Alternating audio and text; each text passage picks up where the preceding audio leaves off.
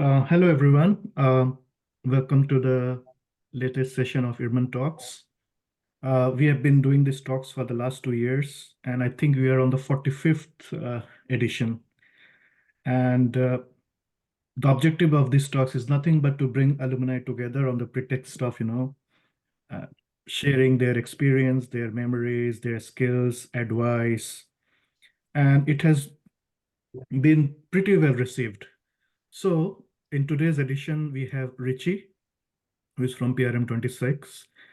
And the topic she has chosen resonates with her work experience, which is techniques for scaling up businesses. She knows more about it, so she will share in the next 40 minutes. And this session will be moderated by Hari, who is also from PRM 26. Sorry, it's a cold, so bear with Right. me.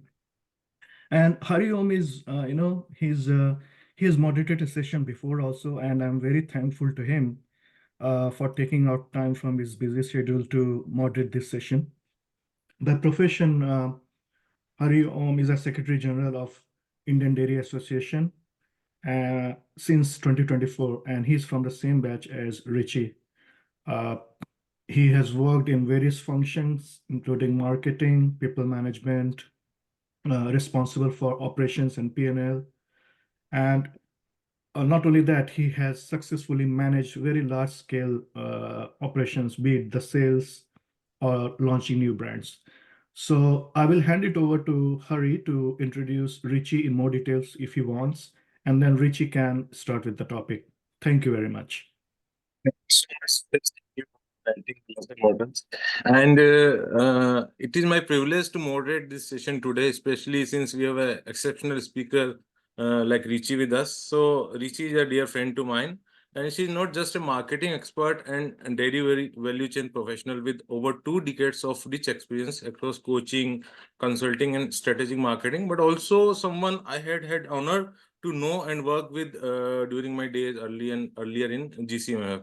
So even back then, her ability to analyze challenges and provide solution stood out. And I often thought that she had a making of a great coach and consultant. And yeah, today here she is doing exactly that, guiding organizations of all sizes and industries towards exponential growth towards framework like scaling up TQM and Hoshin Cannery. Beyond her professional expertise, Richie actively supports CSR initiative focused on women empowerment and grassroots development, and is an ardent volunteer for social causes, as we already have seen in IA and everywhere. So let us dive into the session by addressing some fundamental questions about scaling up businesses. Richie, thanks for joining us today. And I just begin with very fundamental question which came to in my mind. Like our IRMAN's community is doing exceptionally well. And we have had a wide variety of business across, like from very small to very large scale.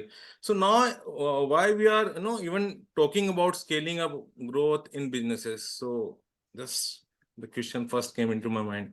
Yeah, so Harry, thank you so much for the lovely introduction. And I can really say that I'm very honored that the Secretary General of Indian Dairy Association has kindly agreed to moderate my session. Thank you so much.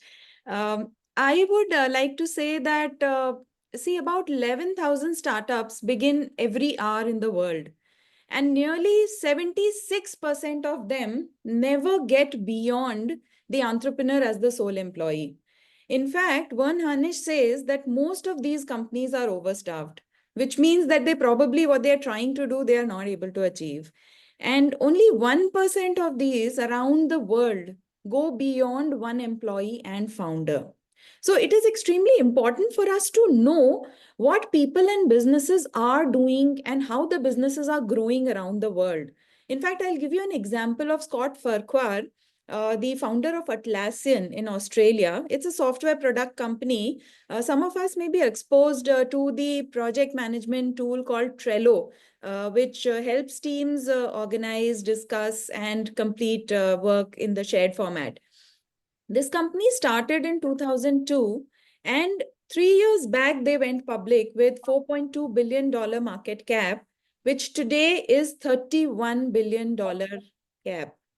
Now, we have to understand that to achieve that kind of a scaling and growth, we really need to have absolute discipline and laser sharp focus in whatever we are going to do to move forward. And especially we as IRMANs, because we are in the business community, we need to know what is going on in the world, and we also should exploit the tools and the mechanisms that are available to us. So, and also need to catch up. But what Uh, if, your voice was breaking. okay, I just repeat my question. So you are saying that the world is moving ahead fast and we also need to catch up, right? So, Hmm. but what if my industry doesn't have the potential to deliver the kind of result you are talking about on that scaling up and reaching very high, growth and all? So let me give you an example. When the automobiles were invented in 1880s, and the first car to be patented was the Benz motor car, which was patented by German mechanical engineer Carl Benz. Who would have thought that ideally we would know that or think that the horse pulled carriage will die down and the equine industry would go down with it. But can you believe that today the equine industry boasts of being a $300 billion industry? So I can actually confidently say that there are no bad industries. It is just bad leadership. And I'll give you another example of Caravan, the Saregama HMV product, Caravan, that we all must have seen or heard about. See, HMV had this huge legacy of large music archives, and until recently, no one could even figure out what to do with these archives, and they were seriously considering selling off their rights to the large repository of songs that they have. Now, they have been enjoying substantial increase in sales in the music division by the launch of Caravan because they identified their niche and they placed themselves in the right spot at the right time to the nostalgia of the target audience that they defined would be like 40 plus years of age, who doesn't want to do any kind of searching, and they want more of a relaxed experience to listening olden songs.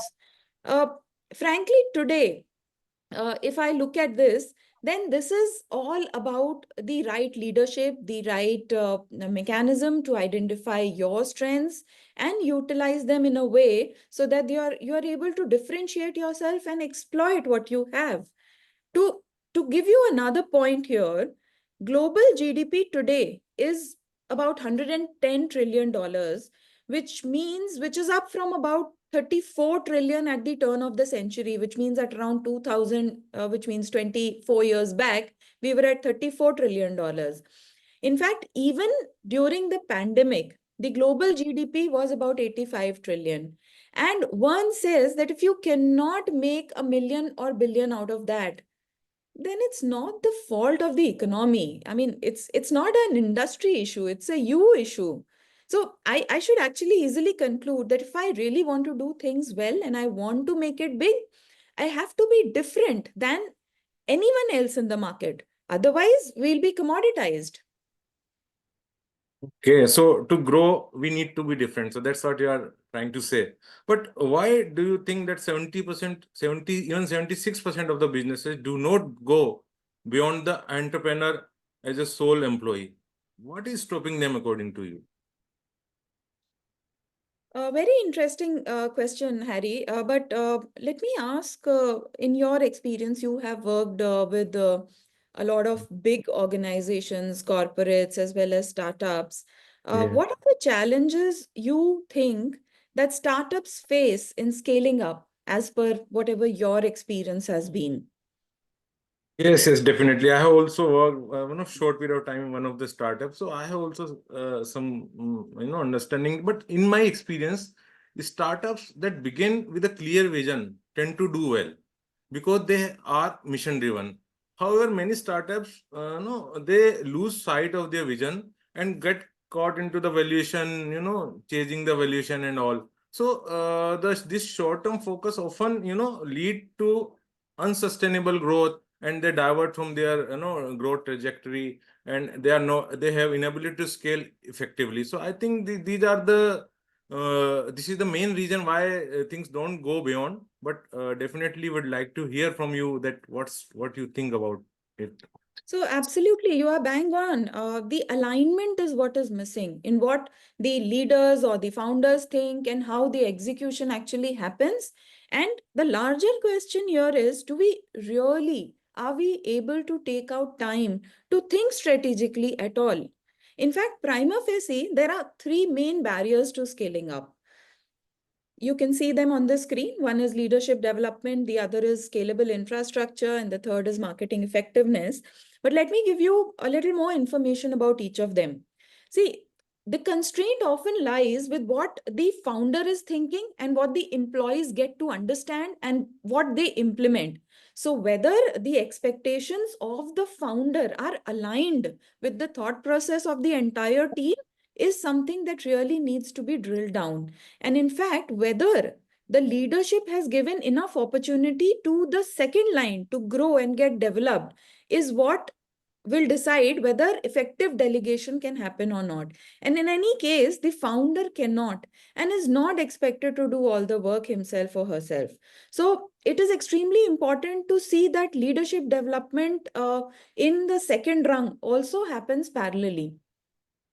Now, when we are looking at growth, we also need to understand whether, simply put, I'll give you an example. Let's say I have a plant with a processing capacity of 1 lakh liters of milk.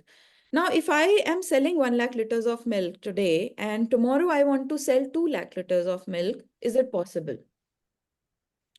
No, it is not possible because my plant itself has a processing capacity of 1 lakh liter. So this is how you know that we have to understand whether our systems, processes, our infrastructure, let's say computer systems, can keep up with the growth that we are aspiring to.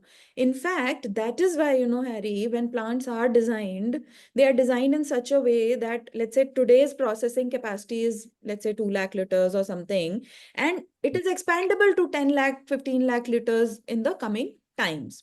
So this is the second most important barrier that we foresee in success.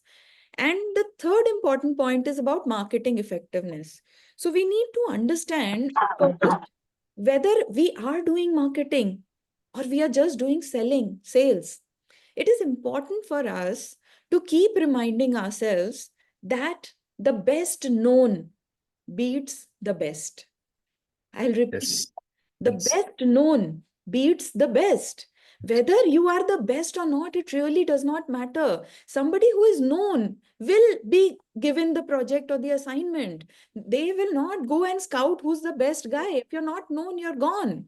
So we really need to be aware that the kind of marketing spends that we are doing, are they giving us the due results that are expected? I'll give you an example. I was working with one of these organizations, highly politically oriented, and they had a decently big advertising budget and marketing lineup. Now, when we double clicked, we realized that what they were spending on was newspaper ads on birthday of politicians and leaders, donations for events which were politically influenced. So then you're not left with anything to do the actual marketing. And you are spending a lot of money in marketing, but obviously it is not giving you the desired results. So we have to understand how effective is our marketing in a nutshell. And, as it is said in Spain, the bottleneck is always at the top of the bottle. Thus, if we really want to scale, we should look at ourselves. It is important for us to think who or what is the actual barrier on our path to progress. So we learn about these three barriers of scaling up from you, and I'm sure that you have a solution to these as well. So is there a science to grow or scaling up businesses, or like it happens random or what? So, yes, Harry. Actually, Vern Harnish is a professor from the United States, and he has given us a framework through his book called Scaling Up. And I've been working on this scaling up framework for quite some time now. And I realized that it is so very important to bring in that alignment. That alignment, when it is missing, we keep on telling the teams to do this and that, but it will never happen unless it comes from within them. And this is one of the prime challenges that we as consultants also have been facing over a period of time. So here, Vern talks about 4 pillars of scaling up, which, when put in order, will be able to take us through unimaginable heights of success, as we saw in the case of Atlassian. But these same pillars can be seen as a challenge as well, because if they are not working fine, then we will have to figure out how to fix them to basically make us grow. So in our minds, we need to evaluate whether some of these pillars are causing us support or unrest. And in fact, looking at this, I would like to ask you, Harry, where and what are some of the challenges, let's say, in these 4 pillars that you may have experienced in your organization while trying to grow up your business? So definitely, I think you put a very smart question. So during my experience, I think the two biggest challenge I have encountered are the absence of a robust framework for expansion that may fall under the strategy part, and then the inconsistency in top leadership. You just mentioned that the bottleneck at the top of the bottle. So without a clear structure, growth efforts can become chaotic, and frequent changes in leadership direction, and in fact in leadership, disrupt the strategic alignment necessary for the long term growth. So I think these two things are very critical for to expand you beyond your what you see yourself in the future. So that is my observation, and further I think you can add on what I have observed in my experience. I would like to hear from you. So, yes, of course, let us in our minds, each one of us, let us evaluate which one of these pillars is causing us the most trouble. And that is the thing in my way of accomplishing influence. Huh? So let us, for example, say that strategy is a problem, and we feel that strategy is not going right, and that is why we are not able to grow. Now, to tell you what, all the nerves in the body are connected to each other after all. So maybe the root cause is the one just before it. So maybe we are saying that we are not able to have the right people help me put out the strategy together. Or maybe I'm not spending enough time on thinking on the right strategic issues because I'm so struck just trying to deliver my product or services. Or maybe my execution is a mess and that is why I'm not able to execute it. Or probably because my execution is so poor, I'm not able to generate enough cash to fuel back it into the profitability into the business. And thus, I do not have enough funds to bring in the right people into the business. So it's a full circle. Right. So you mean to say that we should focus on these pillars for scaling up our growth and businesses, right? But is there any method to this madness, or how practically you can conquer this? Though, so it's something which I think you should elaborate more. Yes, absolutely. And at the heart of everything that we do or we even recommend to our clients is that we believe that routine will set us free. What we do every day or every week or every month is what is going to tell us upon how we have to work every day, and that is what will make a difference in how things are moving. So there are basically 3 disciplines which are required to be focused upon, which are priorities, data metrics, and meeting rhythm. And let me give you another point here where, let's say, I am talking about priorities. Now, what are priorities? Let's say when I wake up in the morning tomorrow, I have 1,000 things that I need to be get done. But then, which is the number one activity or number one priority for, let's say, today, or let's say for this week, this month, or this quarter? And that is how we will be able to decide what we should do and what we should not do. Now, how do we decide which priority to take up? So we really need a lot of data flowing in. And to get a sense of what I need to get done, we have to have a data on a daily or a weekly basis, and not like financial statements coming in on a monthly or a quarterly basis. So we really need to have the data plus a good gut feel of what is going on. And then to execute what we are thinking about, we really need to bring in that alignment in the team, which happens through the meeting rhythms. And the ownership also comes in because of that. So once the relationship alignment happens, we meet regularly, we share things, what has happened, what is pending, where we are stuck. And that is when we are able to decide, all right, this is where I need to go next. I got your point. Theoretically, it sounds okay. Whatever you're telling is theoretically okay. So, but further, can you some more practical tips or some more example you can bring from the real world, so that how can I grow my business? So I think that would help us all to know understand better. Right, Yeah. right. So Vern has given us several tools as a part of the framework.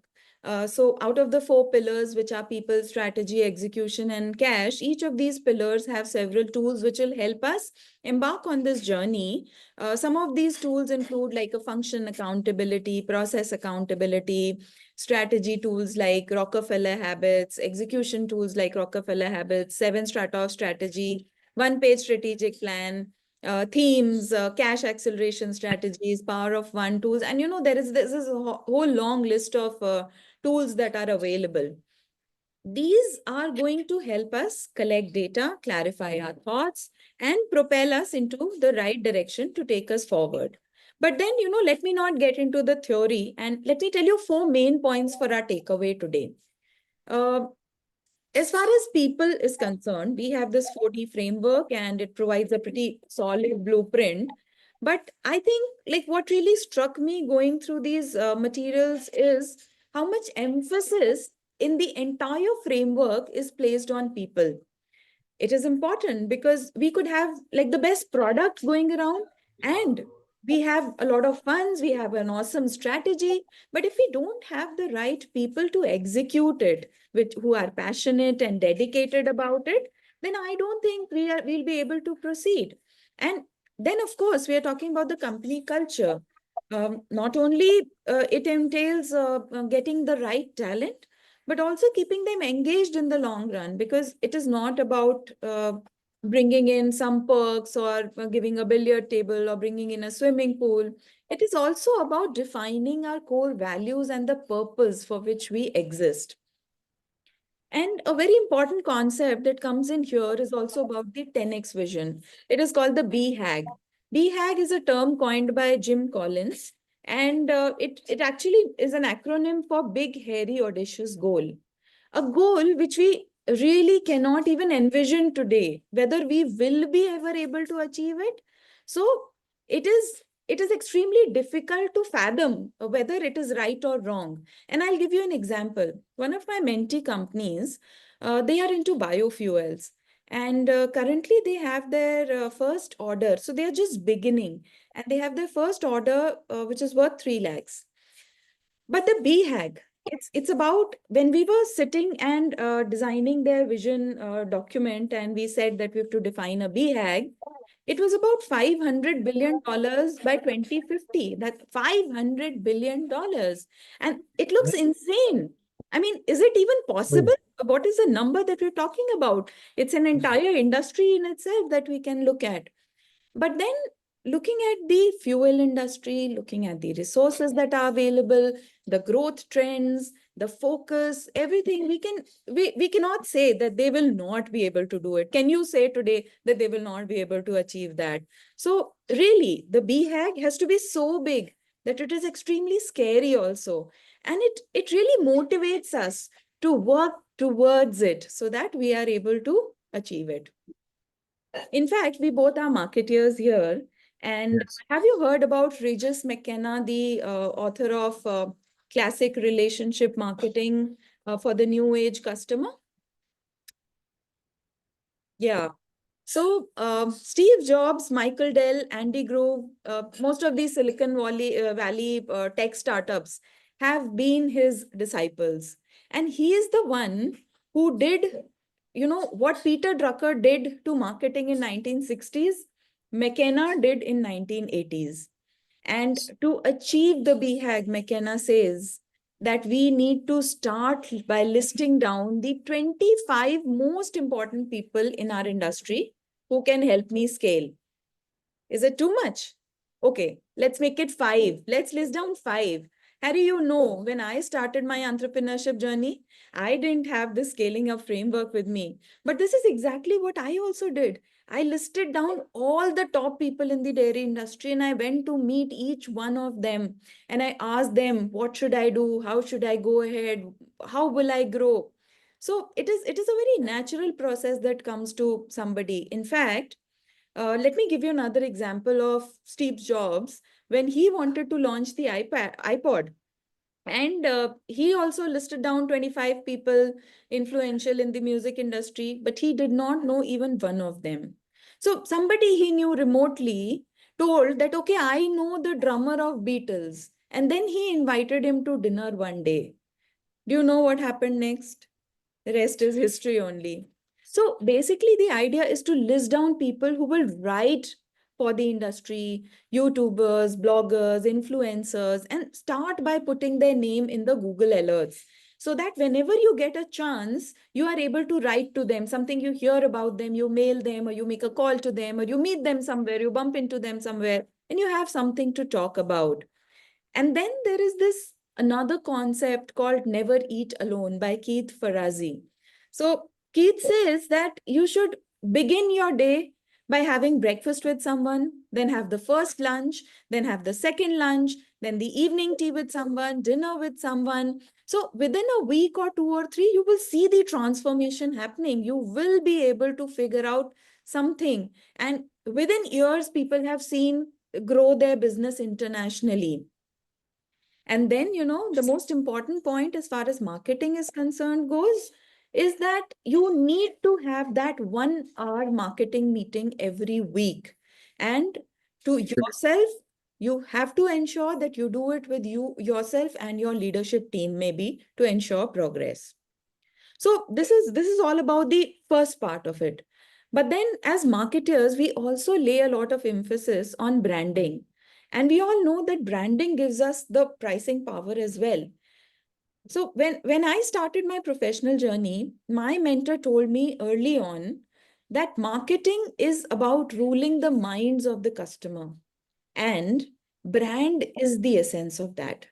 It's the mind share that we hold of our customer. That is what will define whether we are there yet or not. It is the words that we own in the minds of the customer. And I'm going to give you another example about this.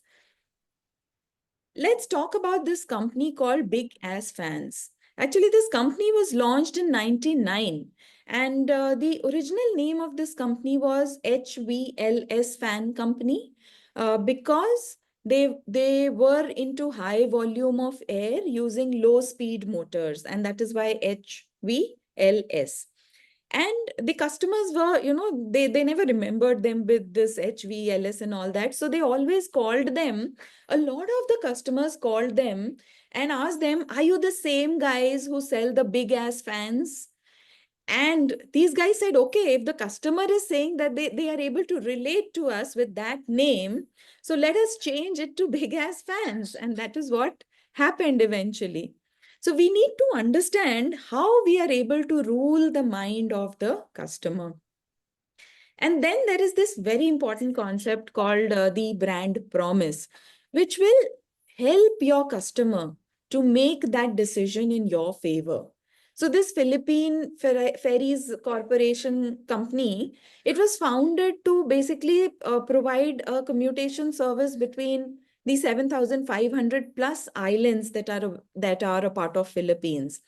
And this organization ensured that they are able to give these brand promises, which are very safe, very fast, and very convenient. So it has made the decision easy for the customer to decide whether or not to take the services of FastCat or not.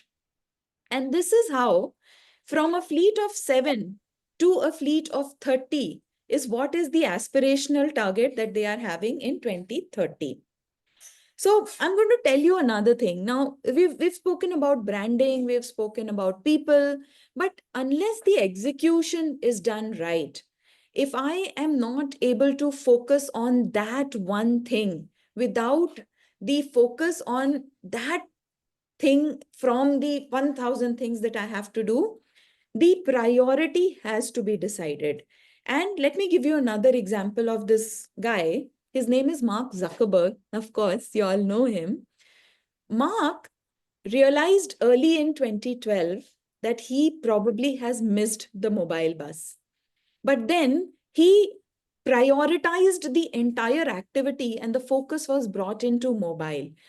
Every person in the organization abandoned the product on the desktop and they started looking at Facebook only on their mobile devices. And then we all know what happened. The rest is history. So it is important for us also to understand that apart from these people strategy and execution processes, one important and extremely important thing is the way we manage our money. Cash is the king ultimately. And in today's times, it is not easy to pull out or draw out cash from a VC fund or a PE fund if you're looking for some kind of a funding.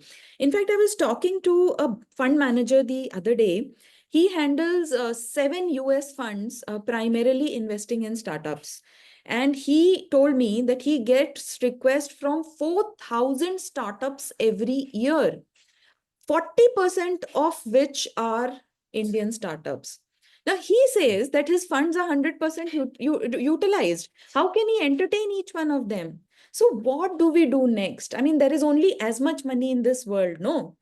So then I'm going to tell you the story about the Andersons, a father and son duo. They are a beekeeper duo from Australia. And they spent about 10 years perfecting an innovation product that will help anybody basically take out honey from this device. You can place it in your garden and you can switch on, turn the tap on and the honey will come out of it. So it is that interesting. But to be able to service their customers, they needed some $70,000 of cash as cash in hand for their working capital. Now, they could not manage to get it. So they decided to do crowdfunding. Crowdfunding is it's not a very new concept, in fact. Ajay Desai from PRM 16, he has been using this extensively for IRMAn distress fund. Sometimes when we need funds in certain very dire cases, Ajay Desai has been using it. So we really need to understand, like in the Anderson's case, the campaign was 14 or 15,000 times more subscribed, and they managed to actually hire about $10 million instead of the $70,000 that they were looking at. So we really need to understand whether or not these kind of activities are going to help us.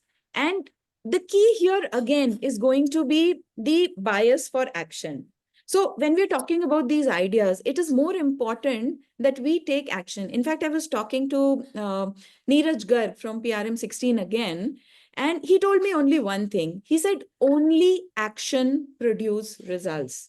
Whatever the best product you have, the good strategy you have, a brilliant marketing function you have, but if you're not taking action on it, you will not be able to derive any results from it. So those of you who have already started listing down the items, I'm sure you will be able to nail it, provided you are able to take some action from it. So, you gave some examples from some industries. You are working, in food and beverage industry from, since long. And I also was trying to, think about your framework and my dairy industry. So, does this framework and its tool work for food and dairy organizations, or it's more suited to some of the specific domains or industries only? I think this is an excellent question to ask, because this framework is domain agnostic. it is basically not about a certain level of company, a certain turnover of company, or a certain type of industry. It really kind of fits into anywhere and everywhere. In fact, it is interesting how this is not only about Silicon Valley startups. Whether you are a small business owner or a simply curious person about business growth, these principles are absolutely universal. And in fact, I'll tell you, I have started implementing some rhythms in my personal life. Simple decisions like calling my mom every Sunday has improved my relationship with my family multifold. And some of my client teams have managed to become more aligned, and they also have a fair idea of what is going on in the business. So they feel more connected. There is a lot of ownership in the business that has come in. And because in today's times, we all have comfortably adopted to the work from home model, I think this is very critical that we communicate really well. So great. I mean, these processes not only help us professionally, they help us personally also, right? Yes. Great, great, great. So we'll begin with the question. So my last question now, I just want to know, I learned so much from you today. So ultimate question is that now if I want to grow my business to the unimaginable height, what should I do? So, well, we all have the answers. We all know we are very well exposed, we are educated, informed, aware. We know a lot of answers. Given the current social media universities available to all of us, I think it's important to know what we don't know. And here, the important thing is, it's the question that we do not know. So let me take you to a story shared by Dr. Atul Gawande. He's a surgeon, and let us see what he's trying to share with us here today. How do professionals Audible? get better at what they do? How do they get great? And there are two views about this. One is the traditional view, that is that you go to school, you study, you practice, you learn, you graduate, and then you go out into the world and you make your way on your own. That's how doctors learn, that's how lawyers do, scientists. Now the contrasting view comes out of sports. And they say, you are never done. Everybody needs a coach. The greatest in the world needs a coach. So I tried to think about this as a surgeon. Pay someone to come into my operating room, observe me, and critique me. It seems absurd. Expertise means not needing to be coached. So then which view is right? Turns out there are numerous problems in making it on your own. You don't recognize the issues that are standing in your way, or if you do, you don't necessarily know how to fix them. And the result is that somewhere along the way, you stop improving. And I thought about that, and I realized that was exactly what had happened to me as a surgeon. So I asked a former professor of mine who had retired, his name is Bob Osteen, and he agreed to come to my operating room and observe me. The case, I remember that first case, it went beautifully. I didn't think there would be anything much he'd have to say when we were done. Instead, he had a whole page of dense with notes. Just small things, he said. Did you notice that the light had swung out of the wound during the case? Another thing I noticed, he said, your elbow goes up in the air every once in a while. That means you're not in full control. It was a whole nother level of awareness. He was describing what great coaches do. And what they do is they are your external eyes and ears, providing a more accurate picture of your reality. They're recognizing the fundamentals. They're breaking your actions down and then helping you build them back up again. After 2 months of coaching, I felt myself getting better again. And after a year, I saw my complications drop down even further. It was painful. I didn't like being observed. And at times I didn't want to have to work on things. I also felt there were periods where I would get worse before I got better. But it made me realize that the coaches were onto something profoundly important. I think it's not just how good you are now, I think it's how good you're gonna be that really matters. Very encouraging, yes. So I think for all of us, maybe we're feeling inspired to do some action in our lives or in our professional lives, personal lives. I think the one question that we can ask ourselves is that what area of my life, whether work or personal or project, maybe a relationship, will it actually benefit from having a little bit more structure to it? A little more intentionality and maybe a little more focus on some of these elements that we talked about. And I feel that, interestingly, most of these questions can have an answer. Try to read some of these thought leaders who have written some such frameworks, or maybe, let's get a coach and try to understand where we are faltering and what we can do to fix ourselves or improves ourselves for that matter. Thank you, Richie. How And it's an open house now. So anybody have any question, any doubt, anything somebody want to ask, they can unmute and speak. Or any, suggestion they have. So that is also welcome.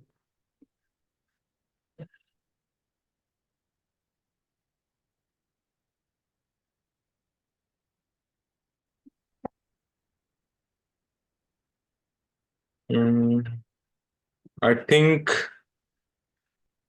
I'm not getting any question, anything in chat. So Vipul is writing that the great session it was and very inspiring and educating. Do we get recording? I think we'll give recording, right, Richie? Yes, we will upload the recording on our YouTube channel. Now, Chidambaram City is asking that do we always need a coach?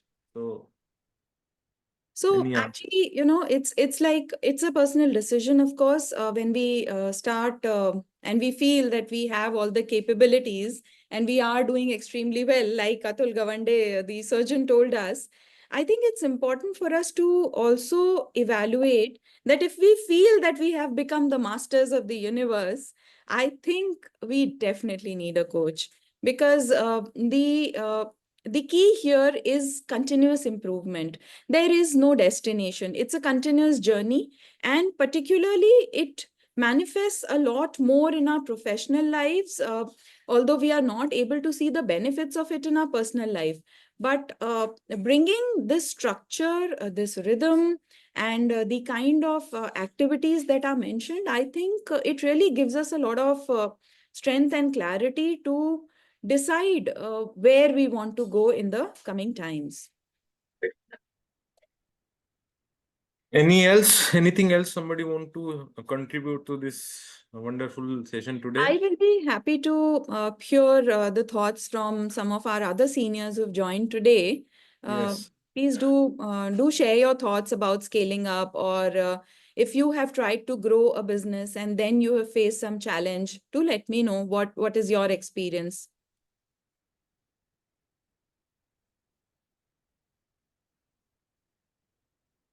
So now Sakshi is asking that there's so many coaches available now. How do you narrow down and go with someone? Asking especially when you do not want to go with someone you have worked or no. So I think you have given the answer top 5 or 25, right? Yes. Yeah, I think Sakshi and everyone, it is very important to evaluate or maybe list down what we are looking at. What is our expectations from the coach? Because this industry is so very crowded. Uh, with all due respect to everyone, everybody who feels that they probably, want to do something on their own and they don't want to start some product or services business, that is what they or we get into. It is very fairly easy that I have, let's say, 20 years of experience and now I want to become a coach. The coach will be extremely detail oriented, very meticulous. If you're looking at some specific information about your industry, you may want to choose somebody who's from your industry. If you're looking at some kind of a motivational activity, you may want to look at a motivational coach. If you want to streamline some processes, you look at a certain framework, let's say, for example, a scaling up framework, and that is what the framework brings to us. So there are various ways. And then, of course, you discuss with them, you talk to them. I think the most important factor here becomes that there has to be a certain kind of level, or you feel connected to the coach, because when the coach tells you something, you should be open enough to hear and take in what has been told you. It's extremely difficult, like the surgeon told us, it's very difficult to be observed all the time. Every word that you say, everything that you do, every move that you make, it's very difficult. Believe me, we undergo this like every time, all the time.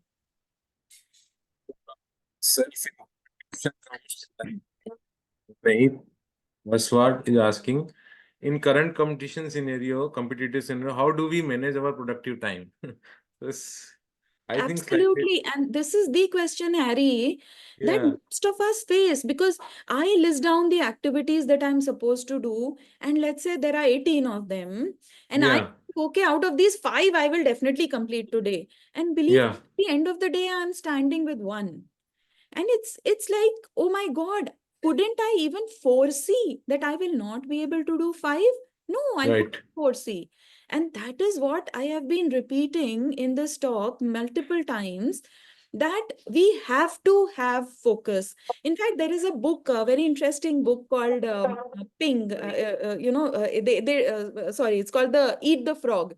And Yeah, this book talks about uh, you you have this basket of activities that you want to take up. And what happens with us generally, I will take the smallest one, the easiest one, and I will try to finish it, so that I get that satisfaction that, okay, we managed to complete this. On the contrary, the author really recommends to us that we should eat the frog first, which is the most difficult or the most dirty one to be done. You have to pick that up because it is the most important and the most critical.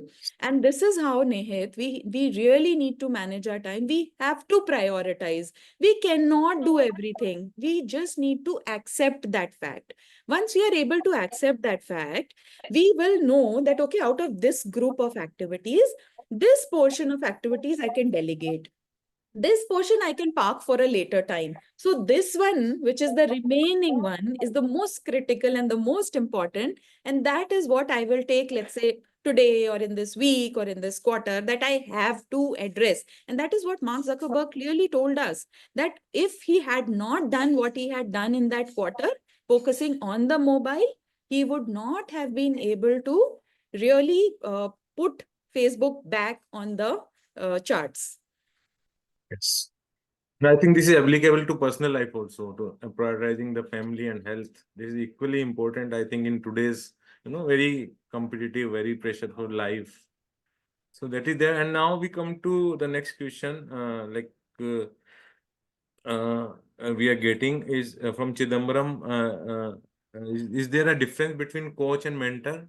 And then again, adding to this, Harshit Joshi is asking the coach and consultant are same or not. So I think these are same kind of Yeah. question.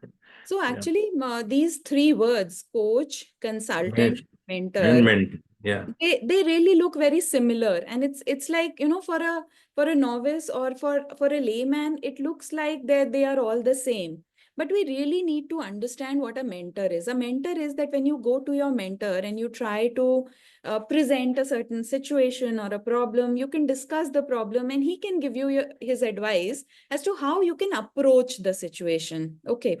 Then there is this coach. So when you go to a coach, he will work with you.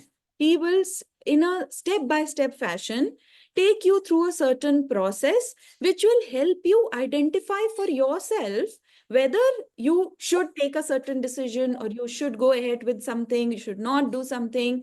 But eventually, the coach is not the guy who's an expert in your domain or your business. So the coach will not tell you that, yes, you should do this, tick mark. No. The coach will help you come to a conclusion or reach a certain conclusion that, yes, this is how we can do it. And coming to a consultant. So in our domain, consultant is somebody whom we consider like an expert in that particular industry or a certain space that we are working in. So when we work with clients, particularly in the dairy space, we are consultants to the dairy industry, and we tell them that, yes, if you're facing any trouble with, let's say, a product or a certain kind of marketing activity or a sales distribution activity, this is what you should do. And then, they'll tell you what you should do and how you should do it. If required, they can help you walk the talk as well. But then this is primarily the difference which I foresee in terms of the difference between a coach and a consultant. Yeah. Thank you. Thank you. And now it's to the end of the question list. Still somebody has some question. I think later on you can ask directly or you can write to Richie or me, and we can try to justify the what we think of it.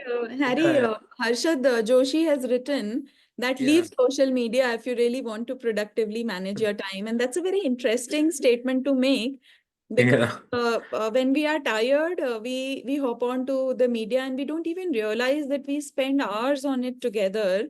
Yes. And we are not able to derive the actual benefit because the time and energy that we spend through our eyes looking at the social Yes. media, it doesn't give us any rest. It is not a Yes. resting activity. It's a stressful activity. Yes. Agreed, completely agreed, but still we can't live without it. So use it judicially. That is the best approach one can have. Yes. And with this, I think we should conclude our session. And thank you, Richie, so much for sharing your valuable insight and practical tools for scaling up businesses. And your experience and expertise definitely provide us, much to think about how to implement this.